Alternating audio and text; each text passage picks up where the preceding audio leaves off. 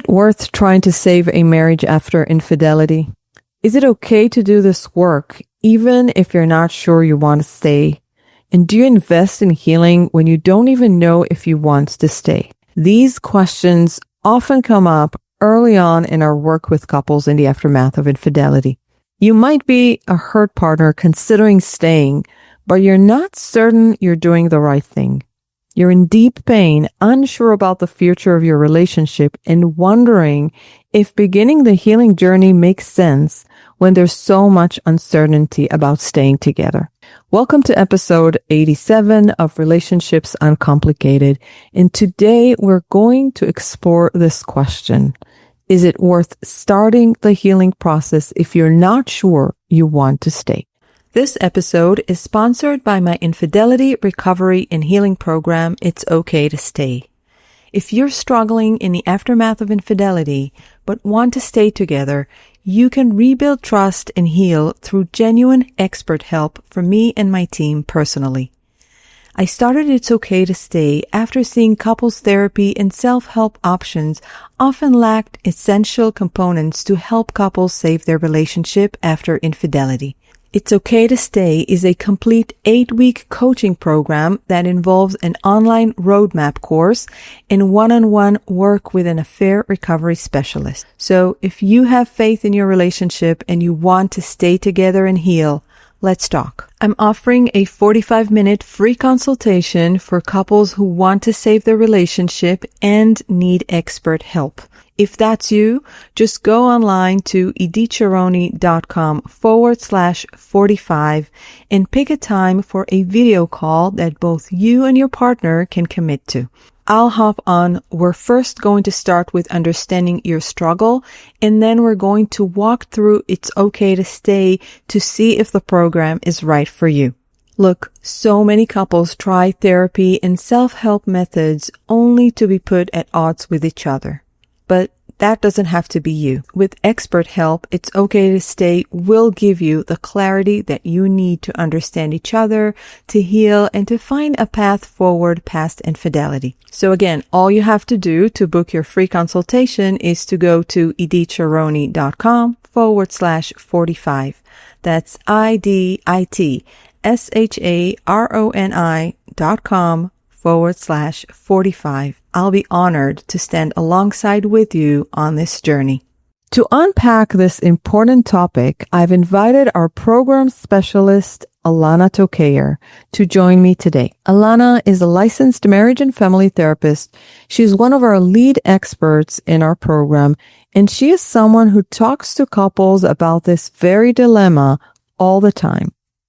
Alana has been with us for years, and really she has become one of our top experts guiding couples from crisis after infidelity to thriving and healing. And she's also our program specialist, which means that she gets to meet couples as they consider doing something like a program or anything about their aftermath of infidelity and anything about their healing. And so she meets our couples for our recovery program 45-minute consultation. So, hi, Alana, welcome. I wanted to ask you if you have any thoughts about this question coming up for couples that you talk to. Hi, Idit. Yes, thank you so much for having me today. This is such an important topic. I've worked with many couples in the aftermath of infidelity. I work with them in the therapy context and, of course, as an expert coach. But one of the unique roles I have is I also meet with every couple interested in our infidelity recovery coaching program. And this gives me a lens into couples' thought processes as they are considering whether to even embark on the healing journey. And I see so often that hurt partners are stalled by this question. Should I stay or should I go? And the uncertainty around this question can really be a barrier, and it's something hurt partners grapple with.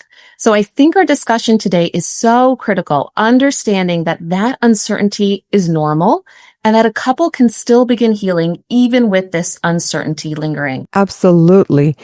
And this uncertainty sometimes comes later on in the process, but I think that we often see it surface very early on in the process. So there's been the revelation and then a huge crisis that comes after it. And then this almost decision that they feel that they have to make between wanting to end the pain, needing accountability for what happened, and also wondering if there's still something worth fighting for. This emotional duality, duplicity is real. And we understand just how hard it can be to take the first step when the path isn't yet clear. So, Alana, again, how do you respond when someone asks, does it even make sense to work on the healing if I might end the relationship? So first and foremost, I let hurt partners know that they are not alone. Most hurt partners in the immediate aftermath of infidelity don't know if they want to stay, and that is completely normal, right? If you're a hurt partner who has just discovered your partner's infidelity, you most likely feel like your world was just flipped upside down. It is so very disorienting, and it's very normal to have a whole mix of feelings. One part of you might still crave the comfort of what was, the laughter, the experiences, the life you were living, and the future you were building. And at the very same time, another part of you wants to pack your bag, slam the door, and run so far away. Yeah. This is normal. It's an example of the duality, as you said, that exists in the aftermath of infidelity. Another example of the duality, the person you once trusted most now feels like a stranger, or even worse, like a danger. But again, at the same time, this is also the person you've built your life with. You probably even still love them. That doesn't just go away with the flip of a switch.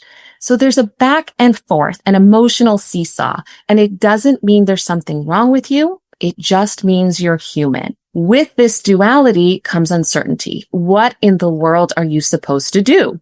Do you stay? Do you go? Rest assured, you don't need to have an answer to this. And maybe now is not the best time to make such a big decision anyway, when emotions are running so high and when you feel completely out of sorts. So what can a hurt partner do instead? Slow down, breathe, shelve the question, should I stay or should I go? And consider opening yourself up to the healing process, not because you know you want to stay, but because being open to healing will very likely give you the clarity you need to ultimately help you answer that question. Absolutely. So I guess what you're telling couples, or the message that we want you to hear is that you don't have to have an answer or decision at this moment. We don't require hurt partners to be 100% certain whether they want to stay in order to begin the healing process. In fact, some of the most transformational healing we've seen happen after the decision to begin the healing process was made and not before. Let me explain. So often the choice to stay becomes clearer as trust is gradually rebuilt. Remorse is genuinely expressed. The couples begin to reconnect through all kinds of healing conversations that they've never had before. That's why in those early stages, we make it a point to explain how the hurt partner's certainty, whether they want to stay or not, is not a prerequisite. It's important to understand that infidelity recovery is different from other types of couples therapy. This isn't just about improving communication or solving everyday conflicts.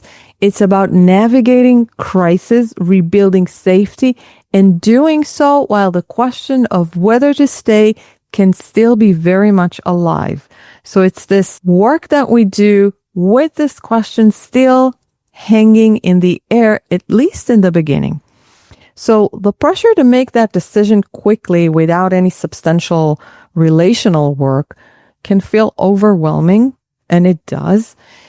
And we, in our work with couples over the years, understood that demanding people to know whether they want to stay or go before engaging in any meaningful healing work is just not right.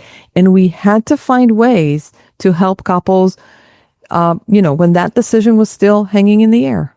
So sometimes people feel that pressure, and sometimes it's your own pressure to make that decision. Do I want to stay or do I want to leave? But sometimes the pressure is because you think, or maybe you've experienced from, other therapists who basically tell you, what are you doing here if you don't know if you want to stay? You shouldn't be here. It's like, it's not your place, or don't start anything, or maybe it's pressure from different places. So I also believe numerous factors, including relational stuckness, societal messages, internal self-talk, and other things, all of those influence the decision to stay or leave. Lana, what do you think? Why do you think partners feel so pressured to decide right away? I think there's a few reasons, as you mentioned, but I think the pressure from society is the biggie. I mean, think about it. So many of us go through life thinking we'd know exactly what we do if we're ever cheated on. So many of us look at others in our community or in the media dealing with infidelity, and we think we know what they should do. But then it happens to us, and suddenly that decision isn't so clear anymore. It's not that simple. It's not as simple as, do I stay or do I leave? It's complex. It's loaded. It's heavy. And yet, because of what society tells us and what we may have told ourselves, we feel like we should know. So I think there can be a lot of pressure from around us and, as you said, from within us as we decide in deciding if we need to stay or leave. Absolutely. And I can tell, and you know this, but maybe some of our listeners who have listened to previous episodes, like from years ago, you might know that I used to have a Facebook group with thousands of members in the aftermath of infidelity. I ended up closing this group exactly because of that. The discourse was so triggering and so judgmental towards those who dared to consider staying that it was just so unhelpful to many people. Hurt partners who even hinted at, I might want to work on this, or they almost were immediately told that they were naive or had too low of self-esteem and all kinds of things. And I just used to read it and feel like that's not true, that I shouldn't allow this. And so I decided to not contribute to this type of shaming, and I closed the group as a result. This kind of judgment can also have an impact on a partner, causing them to feel pressure to make decisions quickly. I had one of my clients share that a sibling would contact her on a daily basis, almost every day asking, have you filed for divorce yet? Why haven't you filed for divorce yet? Why haven't you considered it yet? What's stopping you? So these questions, they're not just judgmental and saying you should leave. They're also saying you should make that huge, enormous decision now, like quickly, like there's no time. I don't know, Alana, in your experience, what do you believe gives hurt partners the clarity that they're searching for in these early moments? What actually helps them start to feel that sense of direction, even when they're not ready to commit to staying? So since clarity often doesn't come right away after discovery, what does lead to clarity? It's stepping into the healing journey for many hurt partners. Rather than being tormented by the question, do I stay or do I leave? Hurt partners can begin by exploring what healing could look and feel like. This might include couples therapy, coaching, or structured recovery without expecting an immediate decision. So it's the healing process itself that often reveals what's possible in terms of healing. Mm-hmm. Imagine standing in front of a fogged up window. You can't see what's outside, whether it's a storm or a clear day. So you don't know whether you want to stay inside or go out. But instead of trying to decide while the glass is still cloudy, you begin gently wiping it clean. That's what healing does. You're not making the decision yet. You're just clearing the fog. And as you keep cleaning, the view becomes clearer. Only then can you truly see what's out there, and more importantly, what feels right for you. So healing allows partners to observe their own emotional responses and their partner's behavior in real time. And clarity emerges through experience, not through overthinking. Oh, wait a second. Wait a Yes. second. Oh, can you say that again? Yes. So clarity emerges through experience, not through overthinking. So if you just sit there and think and think and think, you're not going to get it. You're not going to, it's not going to all of a sudden become clearer to you. But maybe some kind of an experience that takes you forward, that moves you forward, will allow those answers to come to you as a result. Exactly. And I actually have a client who's coming to mind, if I can share an example. Of course. We'll call her Jenna. Of course, we've changed the name. So she came into our sessions devastated and completely disoriented after discovering her husband Jeff's long-term affair. She was absolutely plagued by the question, do I stay or do I leave? It consumed her thoughts. It kept her up at night, and it left her emotionally paralyzed. Like so many betrayed partners, she was having a very hard time functioning. Everyday decisions felt impossible. She described to me sitting across from Jeff at dinner, wondering how she could feel such love and such hurt at the same time. When I told her she didn't have to decide right now, that she could, again, put that question on a shelf and just focus on healing, she exhaled in relief. I could see the weight lift off her shoulders. That simple permission gave her space to take care of herself and observe Jeff. They began the healing work with an affair recovery expert, and soon she began to see Jeff not just saying, I'm sorry, but demonstrating real sustained remorse. He listened with humility. He took responsibility without defensiveness, and he consistently showed up in ways that felt different. Over time, Jenna realized something important. She didn't have to choose between healing and uncertainty. She could hold both. She could be unsure about the future and still do the work of healing in the present.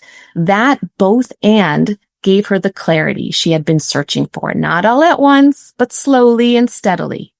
And one day, the question that haunted her no longer felt so daunting. She knew, not because someone told her what to do or by sitting there overthinking, but because she arrived at the answer from a place of openness and stepping into the healing. You said a word, there are a couple of words there that we often use as part of our discourse as therapists, and I really want to stress them, the couple of words, both and. So instead of thinking about things as either or, I decide to stay or I decide to go.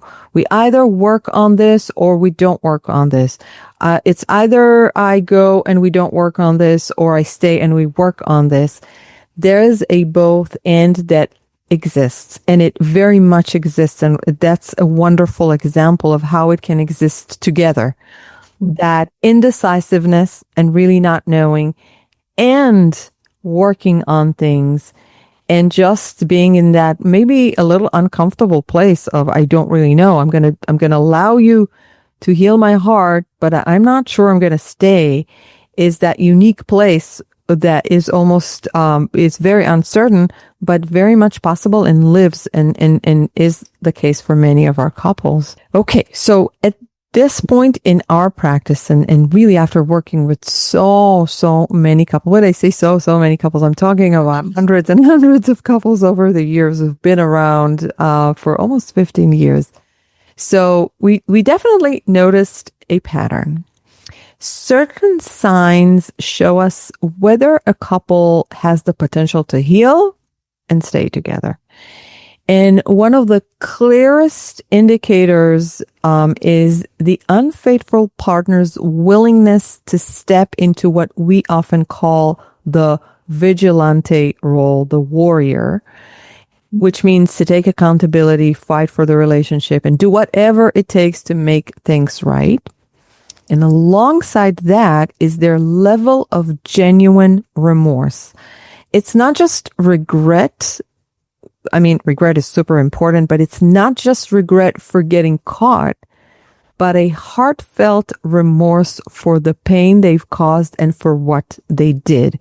And it can change, but a sense of regret for those things as well. Another key factor that we found being creating a potential for healing is the hurt partner's openness. Now, if I was very clear about the unfaithful partners having to be willing to do the work, to fight for their relationship, to feel remorse, with the hurt partners, I'm only saying openness. And let me explain. So it doesn't mean blindly forgiving or forgetting or trying to put it in the past or trying to move on from this.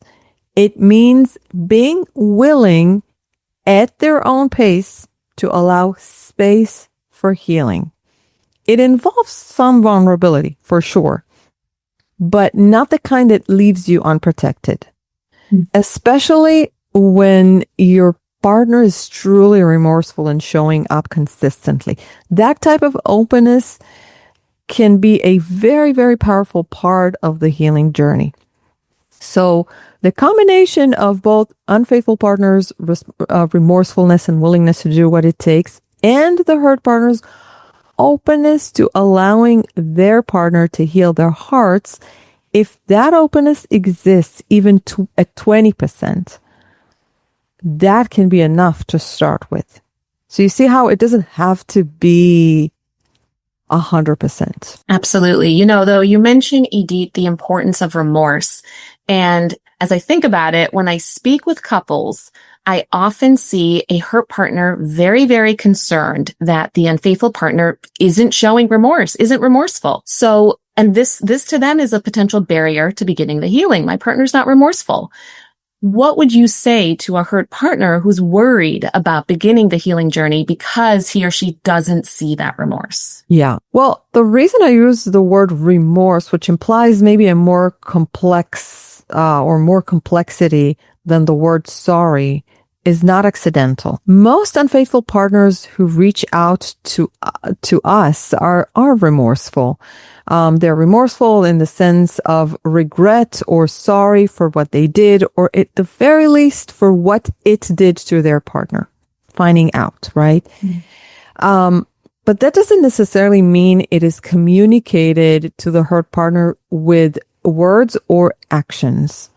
So remorse definitely means a sense of regret, but it also includes taking responsibility, acknowledging the action is hurtful, and showing consistent compassion, right? Among other things. So when couples reach out in crisis, the hurt partner's usually not feeling that remorse. Probably it's because it wasn't communicated or expressed appropriately, or it was expressed but poorly or partially. So if a hurt partner says they are sorry, but also does one or more of the following, I'll give you some examples, they may look like they're not remorseful. So if you say, I'm sorry, and then you suggest the hurt partner did something wrong to cause you to be unfaithful. Or if you gaslight, and gaslighting, the buzzword, and I don't like to overuse it, but sometimes that's the case, right? Your partner is telling you, I've seen the text messages and I see, and you said you love her and blah, blah, blah. And you say, no, it's not, it's like, you don't know what you're looking at. It's not true. I've never had any. Or if you're being defensive, or if you minimize the hurt partner's feelings, like, it's been X amount of time, you should be better by now. Or, you're overreacting, or you're taking it to blah, blah, blah. If you minimize the infidelity itself, it wasn't an affair, it was just XYZ. Or if you tell the hurt partner they need to get over it, like not giving them space, all of these things. So you could be remorseful, but then if you do any one of those things, it cancels it out. And so in that case, we definitely differentiate between being remorseful and acting remorseful. And that's something that we guide partners, and we help them understand the difference and how to not only be remorseful, but also act remorseful. So, Alana, I was wondering if you have any thoughts about what are some other concerns that you hear from hurt partners when it comes to starting the healing process? It's a great question. I mean, aside from worries around remorse, which you just addressed, I also hear a lot of concerns around trust. Many hurt partners don't know if they can or should begin the healing because they're not sure they can trust their partner yet, right? They might wonder, have I been told everything? Is the affair really over? Will my partner actually follow through on doing the work? And what I tell them is this: it's completely normal to feel that way. Just like it's valid to be unsure whether you want to stay in the relationship or leave, it's also valid not to trust your partner right now. That lack of trust, though, doesn't mean you can't start the healing. Trust isn't a prerequisite to healing. That wouldn't really make any sense. It's something that gets rebuilt slowly over time through the healing process. Yes, exactly. So we're not cheerleaders for trust, right? We're not going to sit there and tell you trust, because it's just going to be unwise to trust in that situation. We don't trust because we're told to. We trust because, we don't trust because somebody tells us to trust them, or because we're married for so many years, or because we have a house together and children together. We trust because we learned to engage confidently, with the unknown over time. I'm going to repeat that.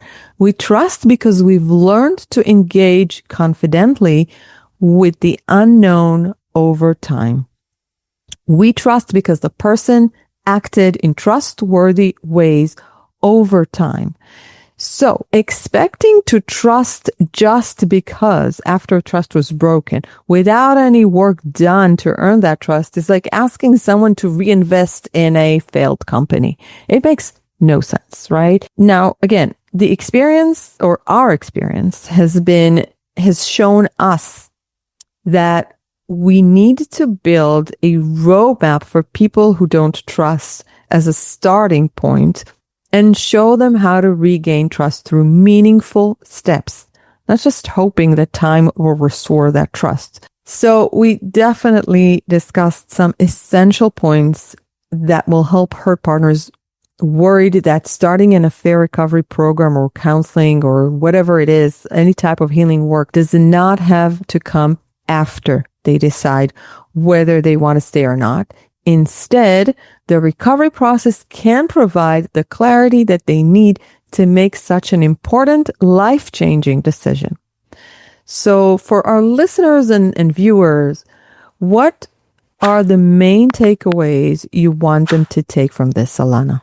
This episode is sponsored by my Infidelity Recovery and Healing program, It's Okay to Stay. If you're struggling in the aftermath of infidelity, but want to stay together, you can rebuild trust and heal through genuine expert help from me and my team personally. I started It's Okay to Stay after seeing couples therapy and self-help options often lacked essential components to help couples save their relationship after infidelity.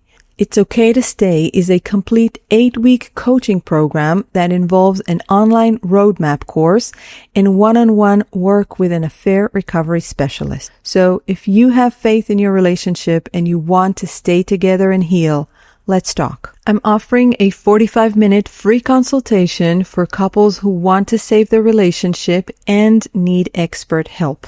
If that's you, just go online to iditsharoni.com/45 and pick a time for a video call that both you and your partner can commit to. I'll hop on. We're first going to start with understanding your struggle, and then we're going to walk through It's Okay to Stay to see if the program is right for you. Look, so many couples try therapy and self-help methods only to be put at odds with each other. But that doesn't have to be you. With expert help, It's Okay to Stay will give you the clarity that you need to understand each other, to heal, and to find a path forward past infidelity. So again, all you have to do to book your free consultation is to go to iditsharoni.com/45. That's IDITSHARONI.com podcast.com/45. I'll be honored to stand alongside with you on this journey. What are the main takeaways you want them to take from this, Alana? I have 3 main takeaways from our discussion today. Number 1, a hurt partner feeling uncertain in the aftermath of infidelity is completely normal. Number 2, beginning the healing journey does not mean a hurt partner is committing to stay in the relationship. And number 3, healing is often the pathway to clarity. Absolutely. I like these 3, and deciding to leave is often such a life-changing decision that it is too often seen as the flip of a switch to someone that's not involved. And I frequently tell people that the worst case scenario is that they do the work and the hurt partner gets the clarity, and the clarity is that they're not interested in staying. They don't feel like they can heal from this. And so at the very least, the hurt partner can end the relationship knowing they did everything they could. And sometimes that will comfort them in challenging moments to come. You know, in those months to come after you've already ended the relationship and you have those thoughts of, did I do the right thing? Did I do everything? Because you will get to those moments. It's not a flip of a switch. You don't just end a marriage and just never look back. You're going to look back. They're going to be, but if you'll be able to at least tell yourself and explain to yourself, because you're the most important person right in that moment, and you're going to be able to tell yourself, I did whatever it took. I did try to allow my partner to heal my heart. They weren't successful at that.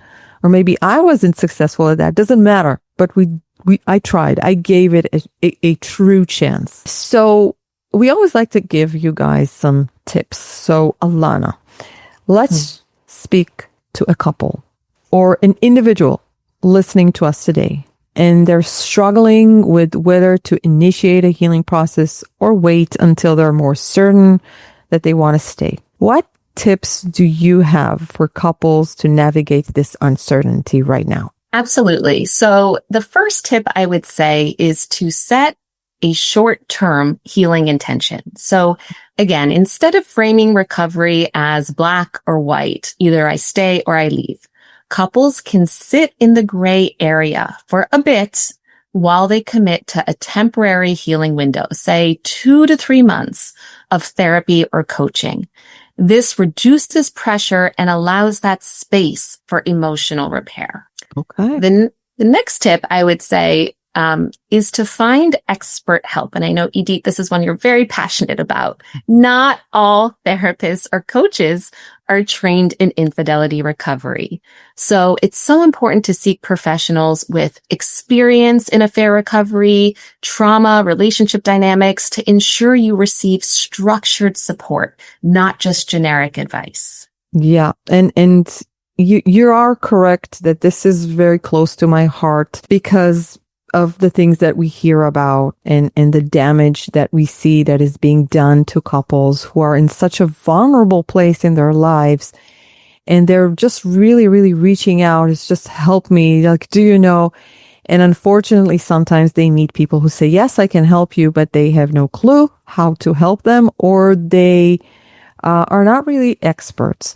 And I promised myself and my team, because we've had so many cases like that lately that came to us after a really bad treatment, that we promised that we're going to do a whole podcast episode to help you understand how to really reach out to or how to differentiate between experts and how to find the right treatment for you, because maybe one's treatment may not be good for you specifically.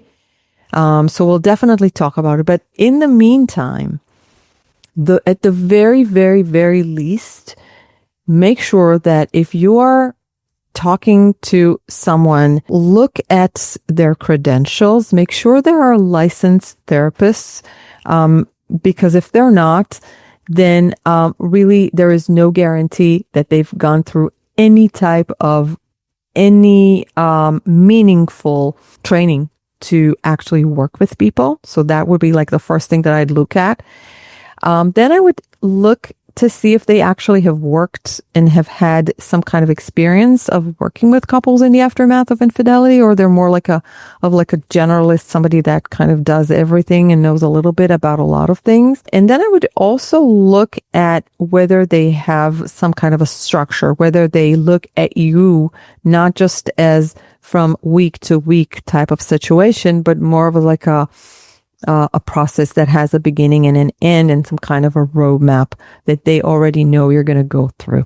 So that's like very short how to look for that. My next tip would be to build a small, safe support system. So sharing too widely with too many people can be risky. It can bring unhelpful opinions. Instead, identify 1, 2, 3 trusted people who will offer support to you without judgment.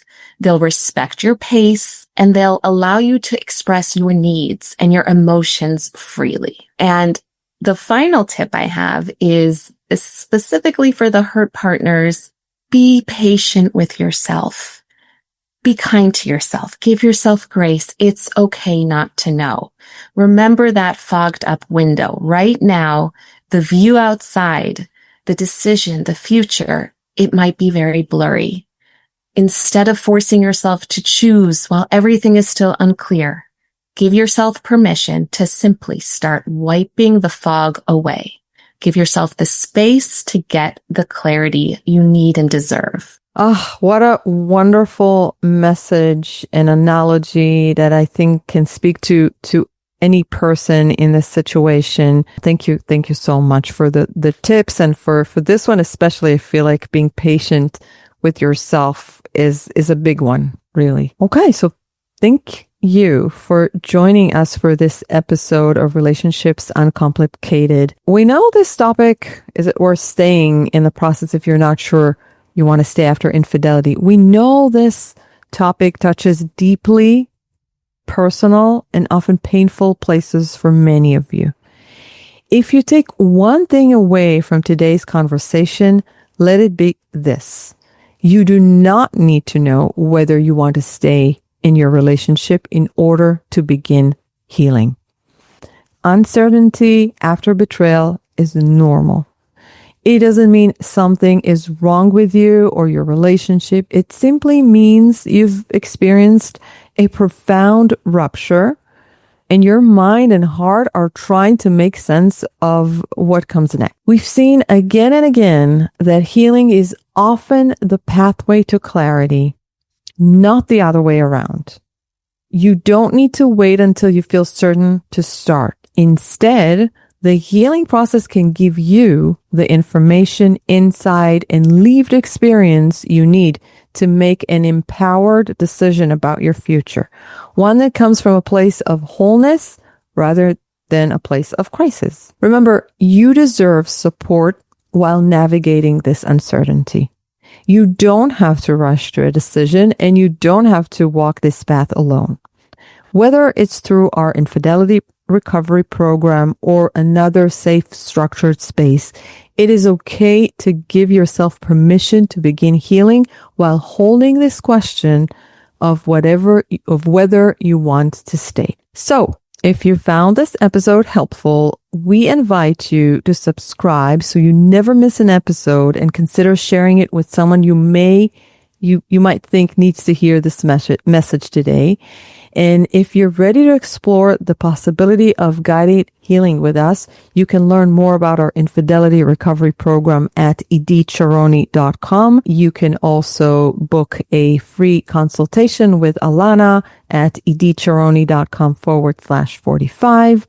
Alana, I really, really wanted to thank you for joining us today. And until next time, remember, you don't need all the answers to take the first step towards healing.